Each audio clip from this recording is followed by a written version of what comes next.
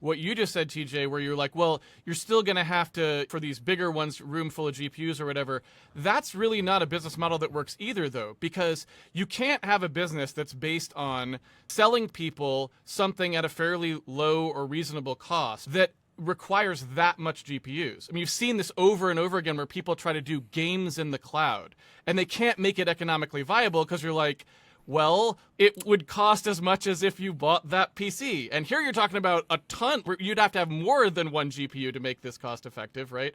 To make this more powerful or significantly more powerful a lot of times. So I don't know. It feels like if that was really where they were headed, I think they might be in a lot of trouble. Whereas if it's just like, look, this is going to be a simple SaaS thing. We charge developers for a certain amount every year.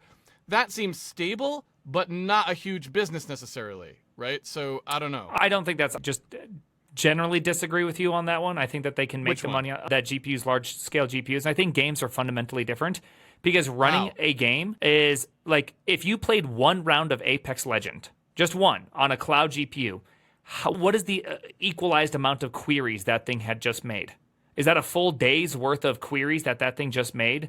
Playing Apex Legends in just 20 minutes of a game versus a whole day of just playing nonstop LLM queries. I think that fundamentally you use a lot more GPU with games. And even games, Netflix is doing its own venture into cloud gaming, and they're becoming a bit of a success because they're not doing AAA. They're doing a different kind of game. They're doing not these massive 3D worlds. And so there is a world that does exist where it does work out, and real-time or server-side render stuff does fully work out.